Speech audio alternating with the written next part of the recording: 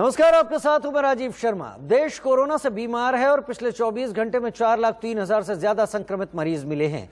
वहीं 4,092 लोगों की कोरोना के चलते जान चली गई। आपको बता दें कि आसपास के इलाकों की बात करें तो दिल्ली, महाराष्ट्र, उत्तर प्रदेश, मध्य प्रदेश और दक्षिण के राज्य सबसे ज्यादा इस वक्त कोरोना से प्रभावित हैं। ऑक्सीजन से लेकर बेड तक की कमी। इस बीच दिल्ली के मुख्यमंत्री अरविंद केजरीवाल ने प्रेस कॉन्फ्रेंस कर यह बात सामने रखी कि दिल्ली में केस कम हो रहे हैं। दिल्ली में वैक्सीन की कमी के लिए केंद्र से उन्होंने कहा है ऑक्सीजन पर हालात सुधर रहे हैं, लेकिन एक हफ्ते के लिए लॉकडाउन भी दिल्ली के मुख्यमंत्री अरविंद केजरीवाल ने बढ़ा दिया है। हालांकि उन्होंने कहा कि 26 अप्रैल के बाद कोरोना के मामले कम हुए, पॉजिटिविटी रेट घटा, 35 से लेकर 23% पर अब ये पॉजिटिविटी रेट आ गया है। लेकिन लॉकडाउन को एक हफ्ते के लिए और बढ़ाया गया और इसके साथ दिल्ली मेट्रो को भी एक हफ्ते के लिए बंद करने की बात कही गई है।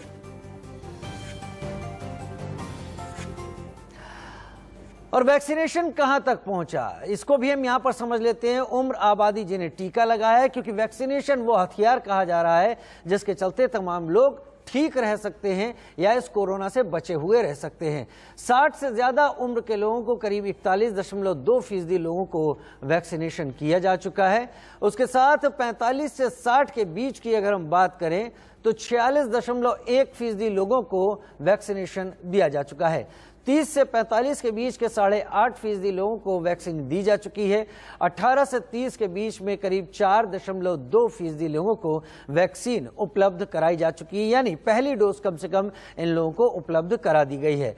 अब सिंगल डोज वैक्सीन से क्या बढ़ेगी रफ्तार? सिंगल डोज वैक्सीन दी गई है, क्या इससे भी रफ्तार बढ़ेगी? रूस की नई वैक्सीन स्पुतनिक लाइट आई है जो कि सिंगल डोज में 80% तक प्रभावी है। 40 गुना ज्यादा प्रतिरोधक क्षमता है। वैक्सीन का ट्रायल रूस और संयुक्त अरब अमीरात में किया गया। तीसरे चरण में 7,000 लोगों पर ट्रायल किया गया। 2 से 8 डिग्री तापमान पर स्पुतनिक 5 को स्टोर किया जा सकता है। एक डोज की कीमत करीब $10 से कम है, यानी 700 रुपए के करीब भारत में एक डोज की कीमत स्पुतनिक 5 की पड़ेगी। अब वैक्सीन है नहीं, बर्बादी क्यों हो रही है, हम इस पर भी ध्यान दे लेते हैं। जिस वैक्सीन निर्माता पर सबसे ज्यादा दारोमदार है, जिस वैक्सीन पर दारोमदार है, उसका नाम है सीरम इंस्टीट्यूट, जो कि कोविशील्ड बना रही है। लेकिन सीरम जैसे वैक्सीन उत्पादकों का साफ साफ कहना है कि कम से कम जुलाई तक वैक्सीन का संकट रहने वाला है। वैक्सीन के शॉर्टेज के अलावा वैक्सीन वेस्टेज भी एक बड़ी समस्या है। भारत में अब तक कम से कम 3 लाख वैक्सीन की डोज बर्बाद हो गई। वैक्सीन की बर्बादी में तमिलनाडु, मणिपुर, असम, हरियाणा जैसे राज्य सबसे आगे हैं। इसके अलावा इस लिस्ट में पंजाब, बिहार, नागालैंड और मेघालय जैसे भी राज्य हैं। वैक्सीन बर्बादी का जो आंकड़ा है उसके मुताबिक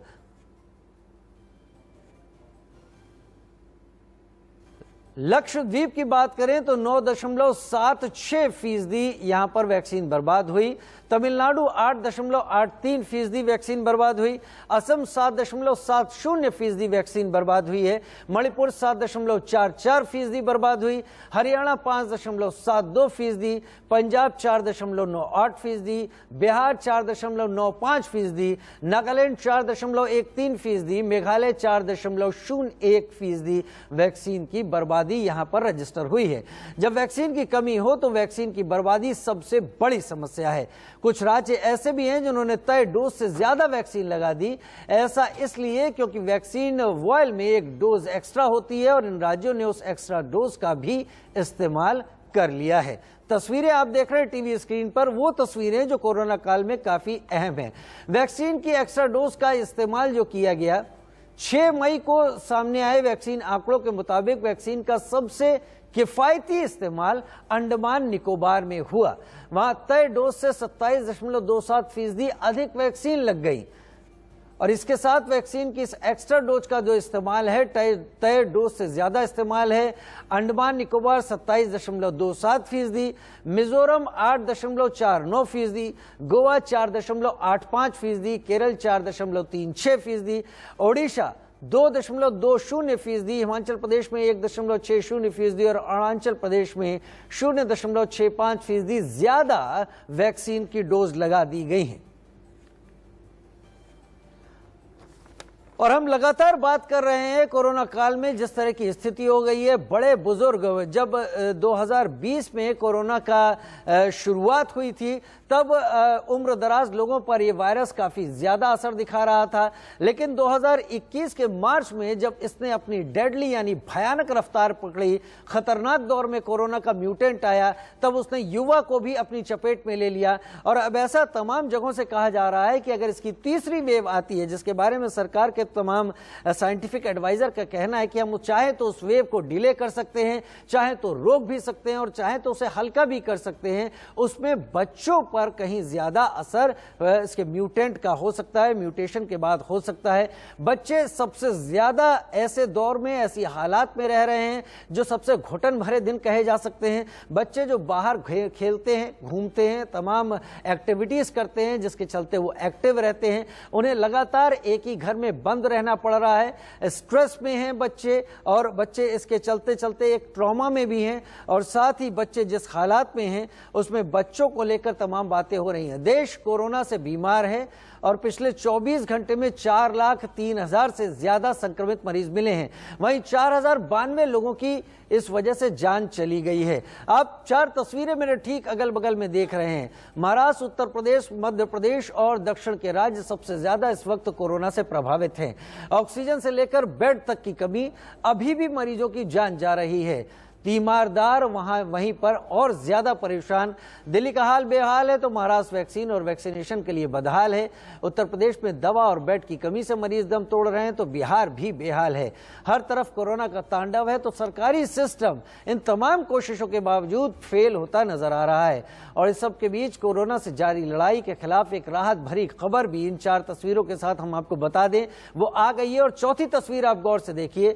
drugs controller general of India ने शनिवार को ड्रग 2-डीऑक्सी डी ग्लूकोज दवा से कोरोना के इलाज को इमरजेंसी अप्रूवल के लिए मांगा था, जिसे सरकार ने अप्रूव कर दिया है। कोरोना संक्रमित मरीज के लिए यह एक वैकल्पिक इलाज है और दुनिया की पहली दवा है। अब तक कोरोना के अलग अलग सिम्टम्स का अलग अलग दवा के साथ इलाज हो रहा था, लेकिन ये जो ड्रग सामने आई है 2-डीऑक्सी, ये ड्रग मरीजों पर एक बार में पाउडर फॉर्म में होगी। इसका इस्तेमाल किया जाएगा और कोरोना को नेगेटिव कर देगी। आरटी-पीसीआर उन तमाम मरीजों की 110 लोग जिन पर ये ट्रायल किया गया, उनकी रिपोर्ट बाद में नेगेटिव आ गई है। डॉक्टर धीरेन गुप्ता हमारे साथ ज्यादा जानकारी के साथ इस वक्त जुड़ रहे हैं और डॉक्टर धीरेन गुप्ता से हम जानने की कोशिश करेंगे। बाल रोग विशेषज्ञ हैं सर गंगाराम अस्पताल से। डॉक्टर धीरेन गुप्ता, स्वागत है आपका इंडिया न्यूज में। पहली वेव जब 2020 में डॉक्टर धीरेन गुप्ता आई थी, तब उस वेव में जो सीनियर सिटीजन्स हैं उनको इस वायरस ने अपनी चपेट में लिया था। 2021 मार्च से जब ये दूसरी डेडली वेव आई, इसने जो यंगस्टर्स हैं उनको भी अपनी चपेट में ले लिया। और अब ऐसी बातें सामने आ रही हैं कि अगर थर्ड वेव आती है तो वो बच्चों के ऊपर कहीं ज्यादा असर करेगी, बच्चों के ऊपर कहीं ज्यादा इस वायरस का हमला हो सकता है। बच्चे पहले से ही घुटन भरी जिंदगी जी रहे हैं डॉक्टर धीरेन गुप्ता। बच्चे पहले से ही एक ट्रॉमा की स्टेज में हैं। जो बच्चे खुलते रहते थे, खेलते थे, बाहर जाके अपनी एक्टिविटीज करते थे, वो लगातार कई महीनों से घर में बंद हैं। बच्चों को आखिर इस थर्ड वेव के आने से पहले कैसे संभाला जाए? नमस्कार। और देखिए, बड़ी मैं क्लैरिटी से बात करता हूँ। ये देखा जाए तो कोई प्रेडिक्ट नहीं कर सकता कि बच्चे वाकई अफेक्ट होंगे कि नहीं।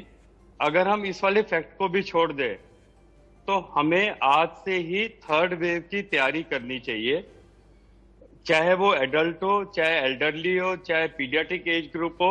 ये सबको प्रभावित करता है और हमें हेल्थ केयर फैसिलिटीज तैयार रखनी पड़ेंगी। इस बार जो गलती हुई, आई थिंक उसको कोई भूल नहीं सकता, लेकिन उसको भूलने का एक ही तरीका है, हम ये मान के चलें थर्ड वेव आएगी, चाहे उसमें बच्चे इन्वॉल्व हो या ना हो, हमें पूरी तैयारी अपनी करनी पड़ेगी। और ये जो गलती है ये दोहराई ना जाए तो बेहतर है।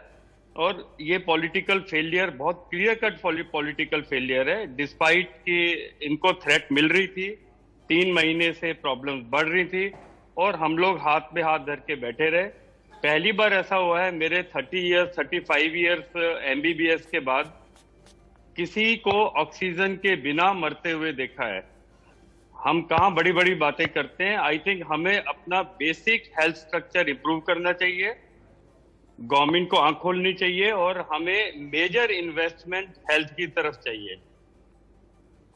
मेजर इन्वेस्टमेंट हेल्थ की तरफ चाहिए। और शायद कोई अगर पेंडेमिक आती है, जिस तरह से कोरोना पेंडेमिक कोविड-19 हमारे सामने आया है, इसने हमको तमाम लेसन्स भी दिए हैं डॉक्टर, और वो लेसन सीखने जरूरी भी हैं। इसने हमें बताया है कि हम जिन चीजों को सबसे बड़ा समझ रहे थे वो दरअसल एक वायरस के सामने उससे भी कई गुना ज्यादा छोटी चीज है। हम बात बच्चों की डॉक्टर आपसे कर रहे हैं क्योंकि आप सीनियर पीडियाट्रिशियन हैं, आप हमें समझा पाएंगे। और बहुत सारे माँ बाप ऐसे हैं जो इस घबराहट में भी आजकल जी रहे हैं। मेरा सवाल आपसे इसके साथ ये भी होगा, और आप डिटेल में डॉक्टर समझाइएगा, वो कौन से शुरुआती संकेत होते हैं, वो कौन से शुरुआती सिम्टम्स या संकेत होते हैं जिससे माँ बाप ये समझ जाएं कि बच्चा कोविड-19 के संक्रमण में आ चुका है या आ रहा है।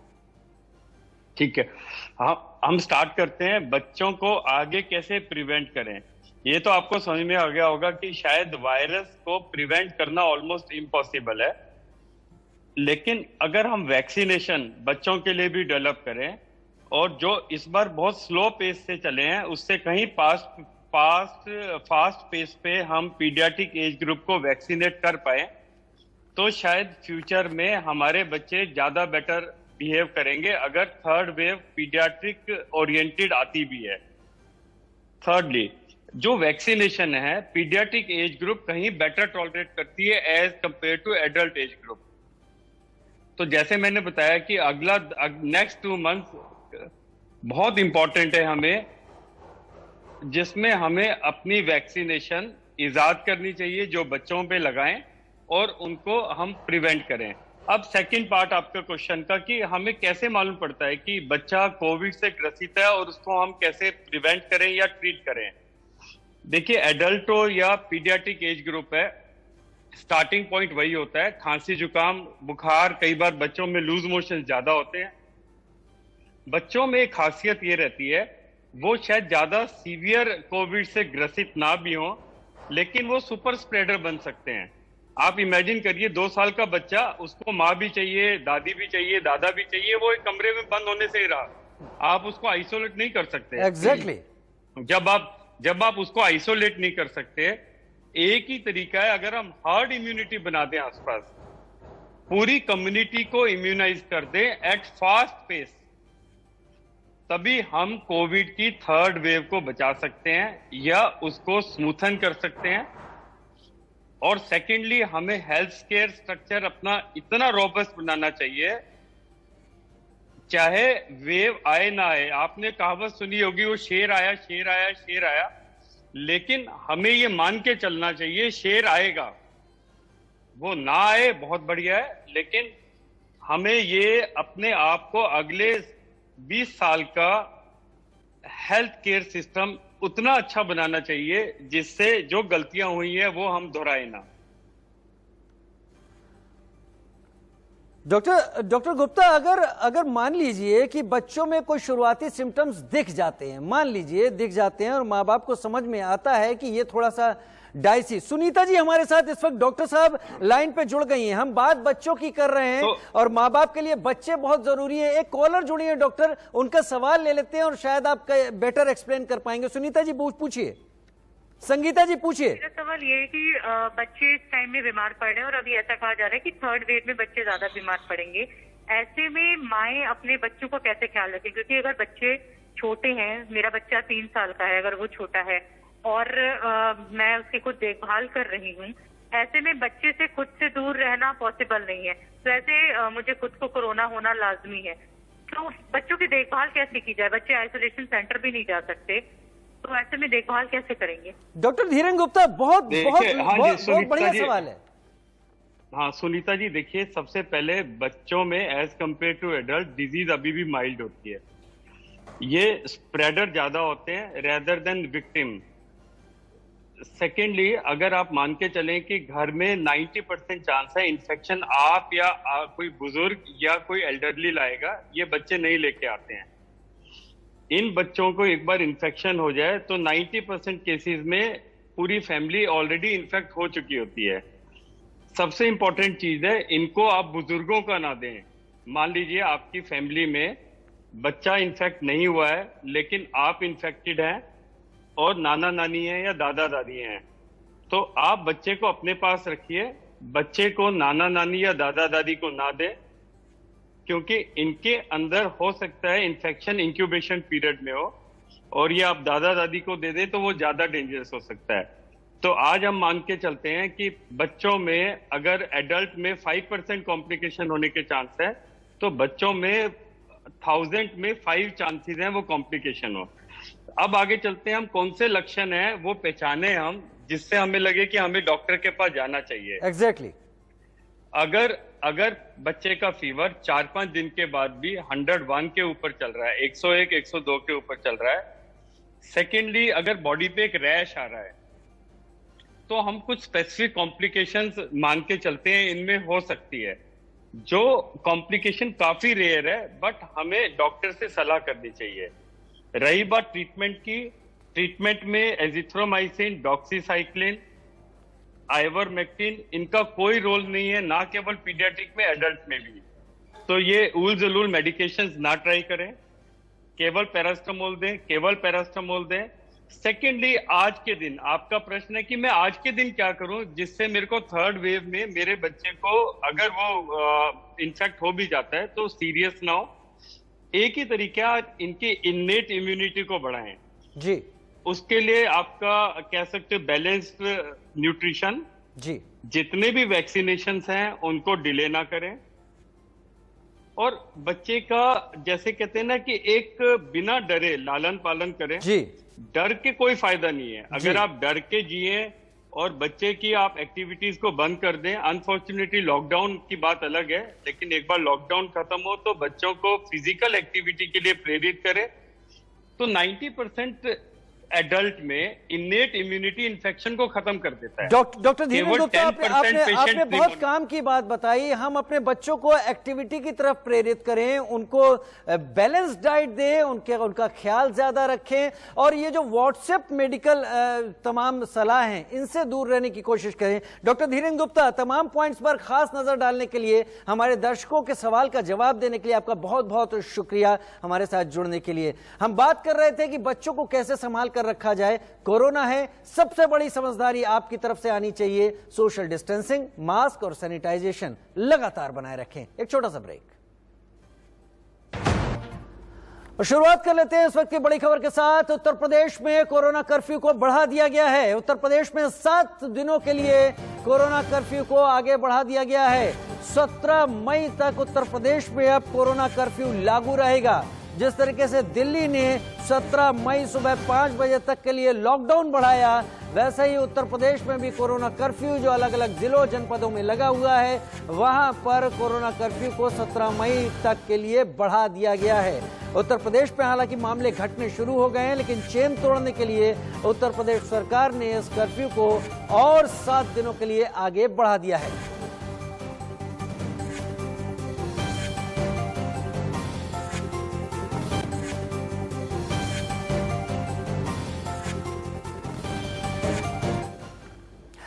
और हम बात लगातार कोविड ओपीडी की कर रहे हैं। कोविड ओपीडी मतलब एक ऐसा प्लेटफॉर्म जहां पर हमारे तमाम दर्शक सीधे फोन करके अपनी उन समस्याओं, उन आशंकाओं के बारे में वरिष्ठ डॉक्टरों से जानकारी ले सकते हैं, जिसके लिए उन्हें घर से बाहर निकलना पड़ता था। लेकिन क्योंकि हालात ऐसे हैं कि आपका घर में रहना जरूरी है, लिहाजा इंडिया न्यूज इस प्लेटफॉर्म के साथ आपके सामने है और वरिष्ठ डॉक्टर हमारे साथ जुड़ रहे हैं। Professor doctor Om Shankar, senior cardiologist, BHU Banaras Hindu University से हमारे साथ इस वक्त लाइव जुड़ गए हैं। स्वागत है आपका डॉक्टर ओम शंकर साहब इंडिया न्यूज में, इंडिया न्यूज की कोविड ओपीडी में। हम लगातार लोगों से बात कर रहे हैं कि लोग किस तरीके से व्यवहार करें, किस तरीके से लोग बिहेव करें इस तमाम दौर में, इस तमाम हालात में। मेरा पहला सवाल आपसे, ये जो दूसरी लहर आई है और दूसरी लहर इतना डेडली हो गई है कि लगातार हम हर दिन 4 लाख से ज्यादा मामले देश में देख रहे हैं, नए मामले, और 4000 से ज्यादा लोगों की मौत हो रही है। ये वजह क्या ये वायरस अभी और भी घातक होगा, या फिर हम उम्मीद करें कि अब आगे चलकर ये वायरस धीरे धीरे कमजोर पड़ेगा? नमस्कार, आप सबों को नमस्कार और बहुत बहुत धन्यवाद। जैसा आपने बताया कि अभी हम चारों तरफ देख रहे हैं कि जो महामारी जो है अपने दूसरी लहर में चरम पे है। और ये क्या है कि ये जो वायरस है पहले से कुछ अलग है, और आप देख रहे हैं कि कई सारे म्यूटेंट वेरिएंट की बात हो रही है, और पहले से ज़्यादा इनकी इन्फेक्टिविटी भी है, और पहले से इनकी ज़्यादा मारक क्षमता भी यानी पैथोजेनिसिटी भी है। अभी मुझे नहीं लगता है कि हम लोग उस चरम पर पहुंच गए हैं जहां तक कि उसके बाद ये घटना शुरू हो जाए। मुझे लगता है कि आंकड़े, क्योंकि हमें जांच करने भी हमारा लिमिटेशन है, तो इसके पॉजिटिविटी के आंकड़े हो सकते हैं कि उतने ना हो, लेकिन वास्तविक आंकड़े जहां तक हमें पहुंचना चाहिए वहां हम पहुंचते भी नहीं है। कई लोगों में ये भी रहता है कि पता नहीं हमें लोग कोविड एक समाज में भी ऐसी भ्रांति फैल गई है कि लोग जानबूझकर आज भी कोविड जांच नहीं कराना चाहते। खास करके गांव में ये चीजें हम ज्यादा देखते हैं, तो गांव के लोग कम जांचें करा रहे हैं। और बड़ी दुख की बात यह है कि अगर आप देखें जहां ये कोरोना फैला हुआ है वो शहरों से अब गांव की तरफ चला गया है, और इसीलिए हमें लगता है कि हमारी जो अभी की जो अपेक्षा है कि ये अभी अपने पीक पर चला गया है और तुरंत खत्म होने वाला है, मुझे लगता है कि इसमें अभी 2-3 महीने का वक्त लग सकता है। ये मेरा अनुभव बता रहा है कि डॉक्टर ओम शंकर, आप जैसे वरिष्ठ डॉक्टर्स अगर हमारे पैनल पर जुड़ते हैं, हमारे साथ सामने आते हैं, लोगों के लिए एक राहत की बात होती है। मेरे साथ एक कॉलर जुड़ गए और शायद उनकी समस्या को लेकर आप अपनी बात रखेंगे तो हमारे दर्शक कहीं ज्यादा उससे बेहतर समझेंगे। DS नागपाल जी हमारे साथ जुड़ गए देहरादून से। पूछिए अपना सवाल नागपाल जी। मैं आपका बहुत बहुत धन्यवाद करता हूं। मेरी फैमिली में हम चारों लोग इफेक्टिव थे कोरोना से। आपकी एक आदमी का सवाल भी हमारा जवाब होता था, तो मैं आपका बहुत बहुत धन्यवाद करता हूं। देहरादून के डॉक्टर्स ने हमारा साथ दिया, अब हम कोरोना से बाहर आ चुके हैं जी। एक मेरी रिक्वेस्ट थी आपसे, क्या ऐसा पॉसिबल है कि जितने भी सवाल जवाब आप डॉक्टर से करते हैं एक कोई YouTube चैनल बनाकर इंडिया न्यूज के नाम पे वहां डाल दिया जाए? वो तमाम चीजें नागपाल साहब, वो तमाम चीजें इंडिया न्यूज तमाम प्लेटफॉर्म पर डाल रहा है। आप चाहें तो फेसबुक और यूट्यूब पर जा सकते हैं, आप देख सकते हैं इन खबर पर। लेकिन अगर आप कोई सवाल पूछे और आपका सवाल बहुत लोगों के लिए फायदेमंद हो तो बेहतर। अभी हम कोरोना से बाहर आ गए हैं, लेकिन जब चलते हैं कुछ थोड़ा सा काम करते हैं तो सांस फूलती है। करीब 15 दिन हो गए हमें। 21 अप्रैल को हम पॉजिटिव आए थे जी। अभी बस थकावट होती है हमें चलने फिरने में। ठीक है, डॉक्टर ओम शंकर हमारे साथ सीनियर कार्डियोलॉजिस्ट जुड़े हुए हैं BHU से। डॉक्टर ओम शंकर, ये कोविड पॉजिटिव फैमिली थी जो अब कोविड नेगेटिव हो चुकी है। इनका कहना है कि इनकी सांस फूलती है, थकान काफी ज्यादा अभी भी बनी रहती है। वजह क्या हो सकती है और क्या ये नॉर्मल बिहेवियर है ठीक होने के बाद? ये अभी जो है आभासी तरीके से ठीक है, कंप्लीट तरीके से ये अभी ठीक नहीं हुए हैं। और ये जो सेकेंड वेव में और जो नया कोरोना है इसमें देखते हैं कि इनका ड्यूरेशन जो है ठीक होने में जो समय लगता है वो भी आपको लगभग 1 महीने तक हो सकता है ये। और दूसरी बात क्या होती है कि एक तो बीमारी जो है आपको कमजोर कर देता है, आपके पूरे शरीर को कमजोर कर देता है, क्योंकि जब बुखार होता है तो आपका एनर्जी रिक्वायरमेंट बढ़ जाता है और भूख नहीं लगती। तो आप एक तो प्रॉपर तरीके से खाना नहीं खाते हैं तो आपके शरीर में कमजोरी आ जाती है। दूसरा, वायरस का जो अपना डिमांड है उसकी वजह से आप उनका मतलब जो आपको चाहिए ज्यादा एनर्जी वो हमने लेते हैं, और उल्टे हम लोग खाना थोड़ा कम कर देते हैं। बल्कि जब भी आप इस तरह के बीमार हो तो भूख नहीं लगने से, टेस्ट नहीं होने के बाद भी आपको अच्छा भोजन और हाई क्वालिटी फूड खाना चाहिए जिससे कि आपको एनर्जी मिलता रहे। दूसरी आपने बात कही कि मेरी सांस फूल रही है। क्या होता है कि ये जो वायरस है ये हमारे लंग्स को ही अफेक्ट करता है, और ये अलग अलग मात्रा में अलग अलग व्यक्ति को अफेक्ट करते हैं। आपके मामले में ये लगता है कि लंग्स को अफेक्ट किया है, और चूंकि आपका सैचुरेशन वगैरह मेंटेन रहा होगा तो आपने बहुत सारे जांच या फर्दर इन्वेस्टिगेशन नहीं करवाया होगा, जो अच्छा भी है और सही भी है। अब जो हम कर सकते हैं कि जैसे देखते हैं कि हड्डी टूट जाती है तो उसके बाद हम लोग हड्डी जब प्लास्टर खोलते हैं तो उसको फिजियोथेरेपी करते हैं। अब आपके केस में सबसे बड़ा रोल जो है वो लंग फिजियोथेरेपी का है, यानी एक्सरसाइज लंग।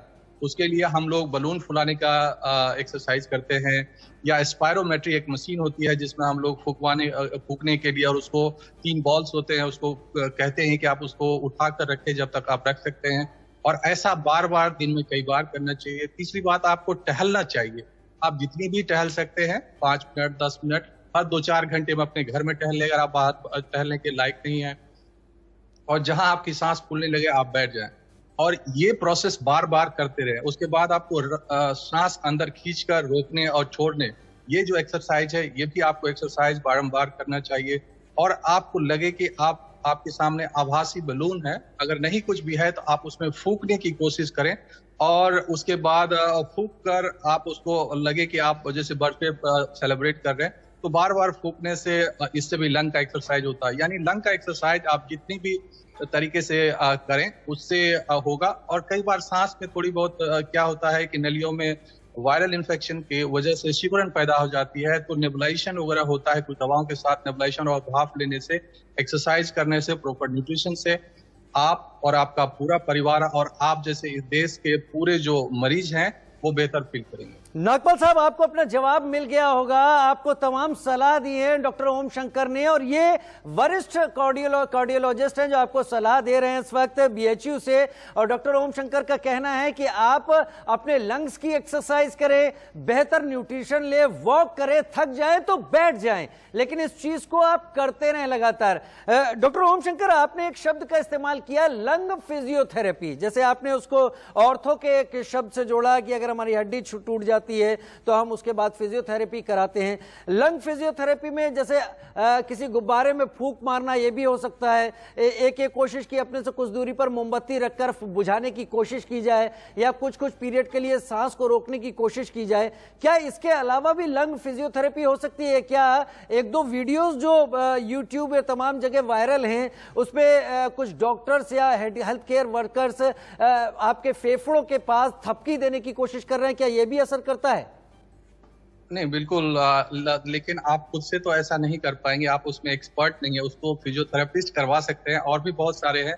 हम लोग सिर्फ उतना ही एक्सरसाइज बताते हैं जो आम व्यक्ति खुद से सस्टेनेबल तरीके से अपने से खुद कर सकते हैं वो ऐसा एक्सरसाइज। और जैसे उसमें और भी है कि आप पेट के बल लेट जाएं और सांस को छोड़ें, रोकें। बहुत सारे और भी एक्सरसाइज हैं जिसको आप कर सकते हैं, या अनुलोम विलोम तरह की कुछ एक्सरसाइज होते हैं वो भी आप कर सकते हैं। कई सारे लंग्स के एक्सरसाइज होते हैं।